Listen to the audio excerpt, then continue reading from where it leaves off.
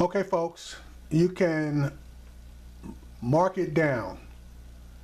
Today will be the beginning of a domino effect that will have such negative ramifications and actual effects on both the poor and the middle class that there will be a massive backlash against the Republicans.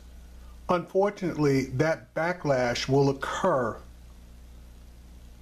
next year and in 2020, which will be almost too late to reverse the effects that this tax bill is going to have. Now, Paul Ryan had a news conference today where he basically lied to the American people. And he don't give a damn, because in 2018, if I am correct, he will lose the speakership for the House of Representatives because of the backlash. But that doesn't really mean anything to him, because he is not going to be running for his seat in 2020. He may, at that point, have his eye cast on trying to win the presidency, which he will fail to do. I anticipate that a Democrat will be elected in 2020, and that Democrat will have both the House of Representatives and the Senate in Democratic hands. But I digress. This particular tax bill is an attack on the middle class, particularly in states such as New York, New Jersey, and California, by limiting property tax deductions and state and local income tax deductions. It will have an effect in other states as well, including Illinois, Ohio, Connecticut, etc. It will not have much of an effect in the southern red states, such as Alabama, Mississippi, Georgia, and Texas. That's not to say that it won't have any effect, but it won't have an effect on them as far as taxation deductibility is concerned. It will, however, have an effect on social programs that these deep red states rely on. Why do I say that? Very simple. When the budget deficit starts to balloon out of control, Paul Ryan and his buddies next year, before the elections, are going to make a run at Social Security, Medicare, and other social programs in order to try to make up for the budget deficit. Now, they will not touch military spending. And that's really one of the first places that we need to look to. Given that Donald Trump's failed foreign policy is basically gutting American influence around the world, given the fact that Donald Trump is pulling back from organizations such as NATO, given the fact that Donald Trump is pulling away from various trade initiatives that would have given us some leverage economically throughout the world, the only place left for American supremacy will be militarily. Now, Mr. Trump was on the air the other day talking about increasing military spending, which is going to increase jobs. That is true. But it's also going to have the effect of putting millions of dollars in the pockets of the military industrial complex suppliers. Those people's only goal in life is to build and sell weapons and weapon systems. And that's really the last thing we really need to do, particularly given the fact that America needs mega, and I do mean mega, infrastructure work. Our roads, bridges, and highways are, if not in total disrepair, in damn near total disrepair. The train accident up in the state of Washington is just another example of us not doing the proper work as far as infrastructure is concerned. That train derailed, and again, it was a high-speed train that traveled down those tracks. That train derailed because it was traveling at 80 miles an hour, and that rail line was not built for that train to travel at that speed. And all of the automatic train controls were not in place on that section of the railway.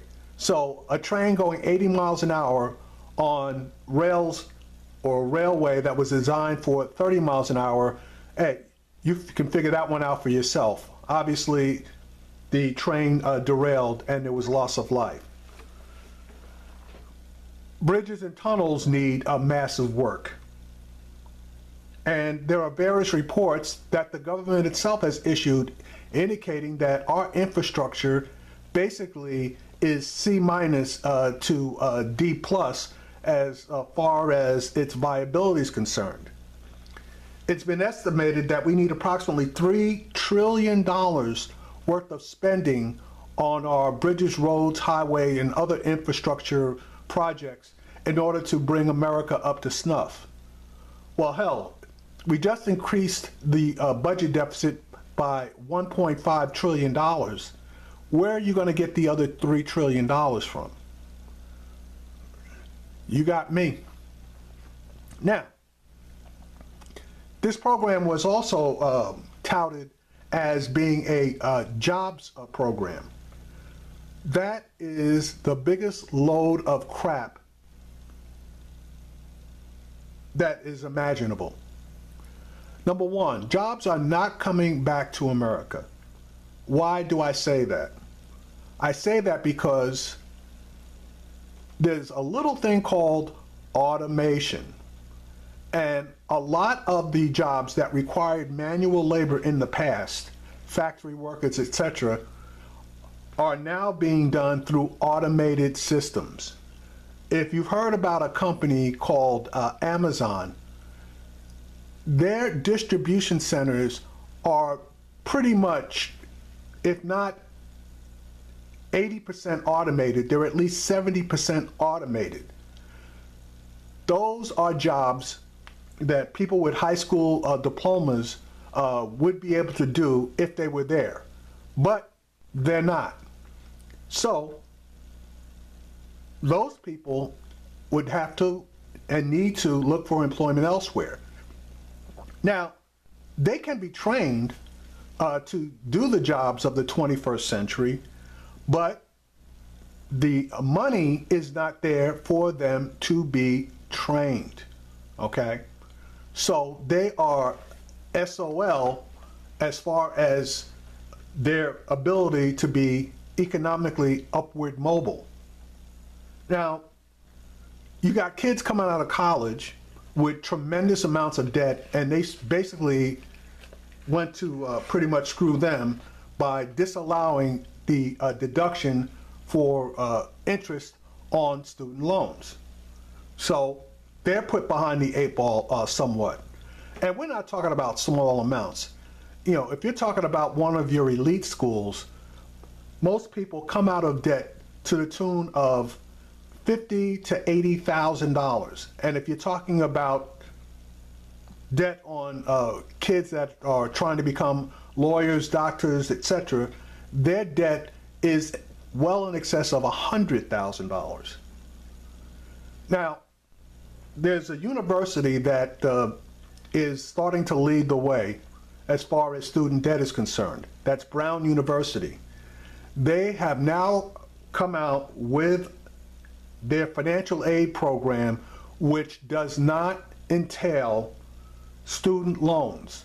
All their financial aid is in the form of grants, so that kids entering into Brown this coming semester and going forward will not have that glut of student loan debt on their backs if they complete their college degree within 4 years, 5 years, etc. So that would be helpful, and hopefully more and more schools will adopt that philosophy. Folks, the reduction in the business tax rate, which is 38%, they're talking about knocking it down to 20%. But that is just the statutory tax rate on businesses. The effective tax rate, the rate that the majority of companies pay, is closer to 20%. When they knock this business tax rates down to, I believe they knocked it down to 21%, 22%, the loopholes are still there. So in effect, they will be paying somewhere around 14 or 15%. Okay, that's a great thing. But businesses that are located in other countries such as Ireland, they're already down to like 12%. So you tell me what the incentive is to bring businesses back to the United States for, let's call it a 15% tax rate, when you're already paying like a 12 or 10% tax rate someplace else. There's no incentive for that. There's no incentive to bring the $3 trillion worth of capital sitting overseas in various bank accounts. There's no incentive to bring that back, because they're basically charging, I believe they want to charge it out at 5%.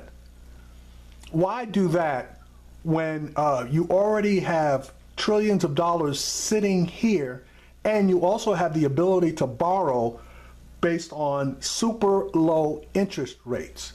So you could keep your money over there, making whatever that money's making there, borrow money over here at what, 1.5%, 2% tax rates. So if you're making a 3 or 4 over there and can borrow at 1 or 2 over here, you tell me which one you would want to do. But let's go a bit further. Reducing the tax rates is going to obviously provide a windfall of after-tax profitability to a bunch of companies here. Now, the Republicans want to tell you that that increase in profitability is going to lead to additional capital investment, more jobs, and higher wages. Nothing could be further from the truth. A CEO of a company, chairman of a board of a company, the board of a company may be as socially aware as they want to be. They could be great as far as wanting or believing in various social programs. But the number one rule, the number one responsibility to the chairman, board of directors, and CEO of any large or even medium company is to maximize the value to its shareholders. In order to maximize the value to your shareholders, you want to obviously generate massive revenues while reducing your operating expenses. And the number one operating expense for most companies is labor. So you want to do everything you can to keep your labor costs down, which does not support giving people raises. Now, you may say that, well, competition for people should help to bring raises up. And that would be a valid argument. But with employment being what it is right now, okay, what is it, 4%, 4.2%, somewhere in that vicinity. Those numbers are not going to increase because you have people, a lot of people, that are retiring every year. And your labor force itself is dropping slowly but surely. Now, what Mr. Trump wants to do also is to restrict immigration. And your labor pool is heavily dependent on immigration. So again, that could have the effect of raising wages. But again, I want to roll you back to what I said initially. Automation. Automation will offset the lack of physical bodies. I.e., I don't need 20 guys to operate a warehouse. I need 2 guys that can monitor an automated distribution network. Now, you may pay those 2 guys fairly well, but you have 8 guys that are going to be out on the street. Now, finally, the dollar. With all of the tax policies and reducing taxes, if you have or can access the information, try checking on the value of the dollar over the past, let's be nice and call it 20 years. The value of the dollar has remained flat, both when taxes have been cut and when taxes have been raised. And the only way to attract investment in this country is to increase the value of the dollar. The value of the dollar will not increase if you further reduce the unemployment rate. What's going to end up happening is you're going to start a spiraling up of inflation, which will further reduce the value of the dollar and the value of the paycheck that's in each and every one of our pockets. So, with that being said, taxes cut for the rich, but in effect, really not much given to the middle class and the poor. Middle class and the poor being affected by higher premiums on medical costs, reductions in social programs such as Social Security and Medicare. This, in my opinion, is going to lead to a major recession in the U.S. economy. And that recession is going to hit everybody. Not just black people, not just brown people. It's going to decimate white people as well. So, folks, this all rolls back to 2016, where we had 2 totally unacceptable candidates for president. One, obviously, highly more unacceptable than the other. And I'm talking about Donald Trump and Hillary Clinton. You can pick out which one you think is more unacceptable. And I guess the number of votes cast for each tells us where we stood on that, though the person with the most votes didn't win. But Donald Trump indicated way back when that he only wanted this particular job for the title. He was more than happy to hand over the actual responsibilities of the office to his vice president. We know that because the vice presidential job was offered to John Kasich out of Ohio, and he turned it down. But that was the offer that was made to him.